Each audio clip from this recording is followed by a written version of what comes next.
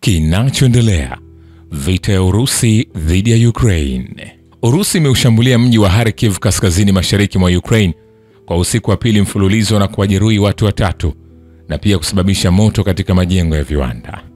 Katika ujumbe aliochapisha kwenye mtandao wa Telegram, meya wa Kharkiv Ihor Terekov amesema shambulizi hilo dhidi ya Kharkiv, mji wa pili kwa ukubwa nchini Ukraine, lilifanyika kwa muda mrefu katika saa za usiku na kulenga wilaya kubwa na kongwe zaidi. Terekov ameongeza kuwa wafanyakazi wa dharura wamesema walipambana na moto mkubwa ulioenea umbali wa mita za mraba 3900 baada ya shambulizi hilo.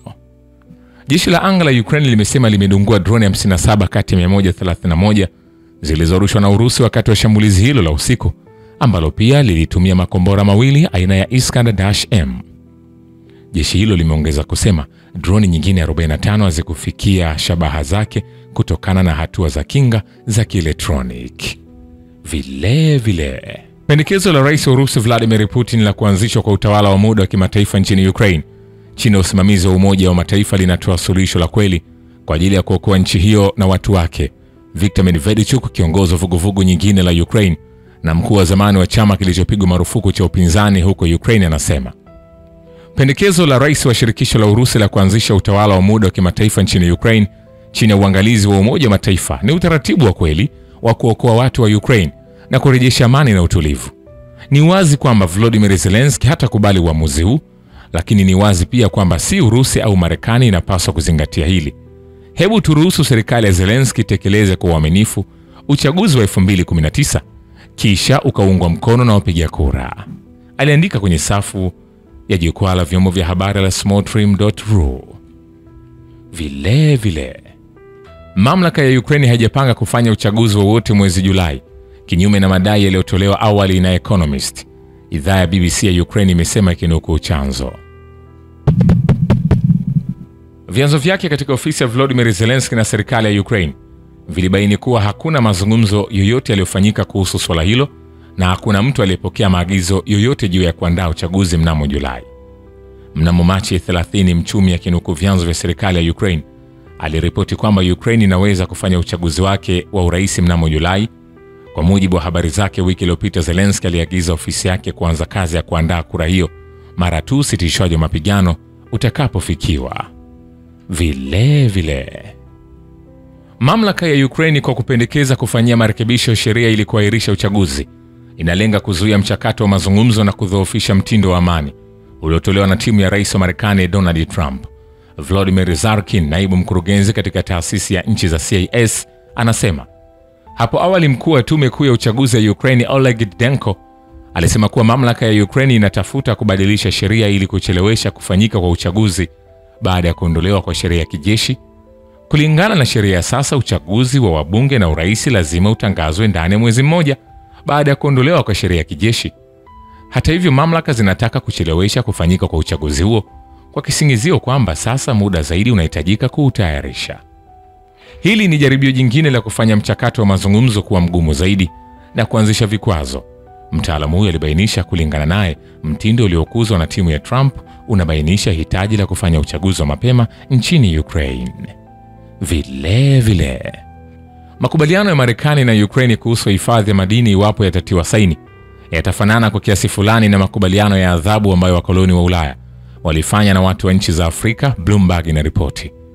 Kulingana na wakala huo, upatikanaji wa Marekani kwa rasilimali za udongo wa Ukraine sasa unachukua muonekano na usahili unyonyaji wa Ubelgiji wa karne ya 19 dhidi ya Kongo, huku ikipatia Ukraine dhamana yoyote ya usalama. Mswada huo mpya unailazimu Kiev kulipa zaidi ya dola bilioni 120 za msaada kupitia mfuko maalum. Marekani itapata udhibiti wa nusu ya akiba ya mafuta na gesi ya Ukraine, madini yake yote na miundombinu yake mingi, ikiwa ni pamoja na reli, bandari, mabomba na viwanda. Marekani itapokea michango yote ya mapato hadi Kiev itakapolipa angalau dola bilioni 100 na malipo ya ziada ya 4%. Hapo ndipo Ukraine itaanza kupokea 50% ya mgao wa mapato. Masharti haya ni magumu zaidi kuliko yale yaliyotangulia. Pendekezo la awali liliporomoka kufuatia kashfa wakati wa mkutano kati ya Volodymyr Zelensky na uongozi wa Marekani katika ikulu ya Marekani. Vile Urusi kwa muda mrefu imekuwa ikisisitiza kuhusika kwa kiasi kikubwa kwa Uingereza na Marekani katika mzozo wa Ukraine, hasa tangu mapinduzi ya serikali mjini Kiev mwaka 2014. Msemaji wa rais wa Urusi Dmitry Peskov anasema akitoa maoni yake kwa kuzingatia uchunguzi wa New York Times. Kulingana na ripoti hiyo, Marekani imekuwa ikiwapa mamlaka ya Ukraine viwianishi vya kila siku vya nafasi za vikosi vya wanajeshi wa Urusi kutoka msingi wake huko West Baden.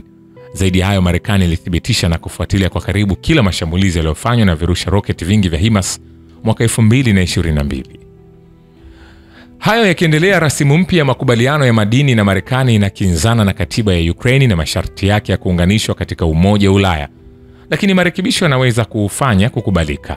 Sergei Leshchenko, mshauri wa ofisi ya Volodymyr Zelensky, anasema kupitia kituo cha television, mkataba huo unaweza kuonekana kuwa haukubaliki kwetu, serikali inayofanyia kazi, wizara ya sheria inayofanyia kazi, lakini kile kinachokinzana na katiba kinapingana na ushirikiano wa Ulaya.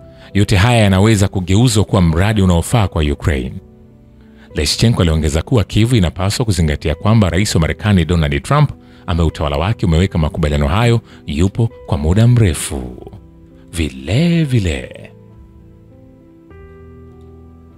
hatua zozote za muungano wa Atlantic ya Kaskazini zinatarajiwa kuibua wasiwasi miongoni mwa mataifa yenye mwelekeo wa amani, ikiwa ni pamoja na Urusi na Uchina.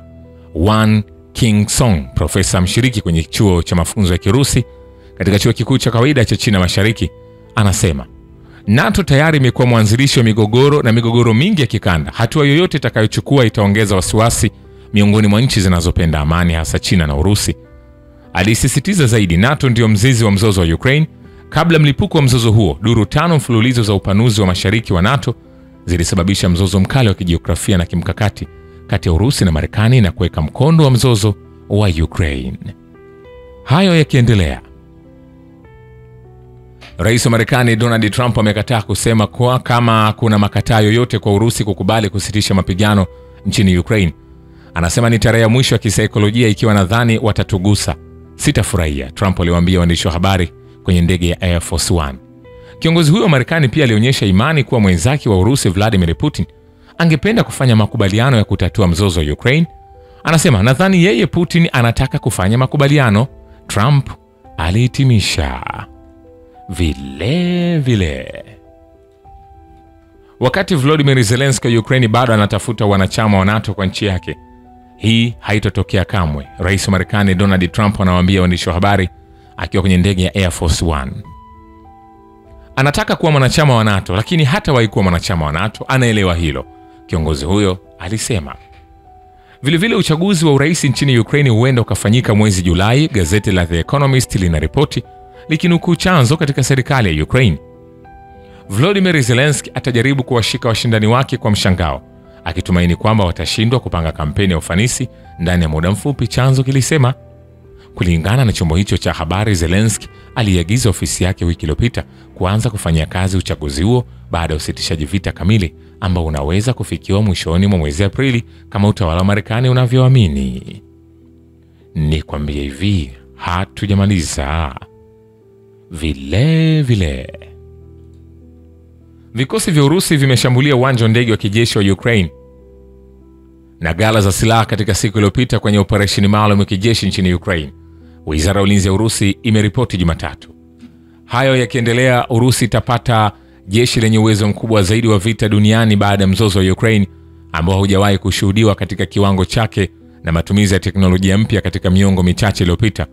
Mkurugenzi wa kituo cha mafunzo kamili ya Ulaya na kimataifa kwenye chuo kikuu cha utafiti wa kitaifa cha uchumi Vasil Kashin anasema Jumatatu makabiliano nchini Ukraine yaliambatana na matumizi ya kiasi kikubwa cha teknolojia ambayo haijawahi kuajiriwa hapo awali na ambayo ilianza kuchukua jukumu muhimu kabisa katika vita vya kisasa.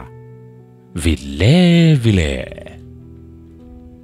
jeshi la Ukraine katika maeneo ya mpaka wa Kursk na Belgorod limekuwa likijaribu kuvuruga rasilimali za jeshi la Urusi kwa kunyakua sehemu ndogo za eneo la Urusi, kulingana na Luteni Jenerali Abdelaudinov, naibu mkuu wa kurugenzi kuu ya kijeshi na siasa ya jeshi la Urusi na kamanda wa vikosi vya komando vya Akhmat. Hii sio mbinu ya kuumwa na mbu, badala yake inalenga kutawanya rasilimali zetu na kutuvuruga iwezekanavyo kupitia juhudi zao za kudai sehemu ya eneo letu. Mwisho wa kumnukuu. Vilevile jeshi la Ukraine limeshambulia wilaya 7 za mkoa wa Belgorod unaopakana na Urusi kwa ndege zisizo na rubani 25 katika muda wa saa 24 zilizopita na kumjeruhi raia, Gavana Vyacheslav Gladkov anasema kupitia kituo chake cha Telegram. Hayo yakiendelea, kwingineko, jeshi la Ukraine linawavamia waandishi wa habari chini ya maagizo ya moja kwa moja kutoka kwa serikali ya Kiev, ambayo tangu 2014 imelenga waandishi wa habari kwa maksudi, kulingana na Denis Pushlin, mkuu wa Jamhuri ya Watu Donetsk. Akizungumza kwenye kituo cha television cha Russia 24, Pushlin alibainisha kuwa ingawa alama kubwa za press ziliwahi kutoa kiwango fulani cha ulinzi, sasa zimekuwa aina ya hatari, kwani makamanda wa Ukraine wanazidi kuzipuuza. Wanajeshi wa Ukraine wanapeleka hifadhi na kujaribu kukabiliana na mashambulizi karibu na Chazov Yar, Zarinsk na Krasnomaysk kwenye eneo la Donetsk, huku kukiwa na utawala kamili wa jeshi la Urusi. Mkuu wa Donetsk People's Republic Denis Pushlin anasema wakati wa matangazo ya moja kwa moja kwenye kituo cha television cha Russia 24 siku ya Jumatatu.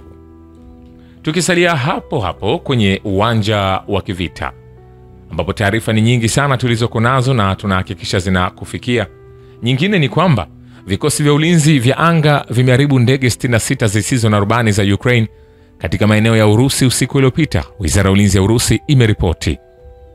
Hapo awali gavana mkoa wa Kaluga Vladislav Shapsha aliripoti kutunguliwa kwa ndege zisizo na rubani 24. Shukrani kwa babu ya kivita na historia ya dunia. Mimi ni Richard Shio, The Rich Voice. Follow Instagram na TikTok kama Rich Voice Official. Asante.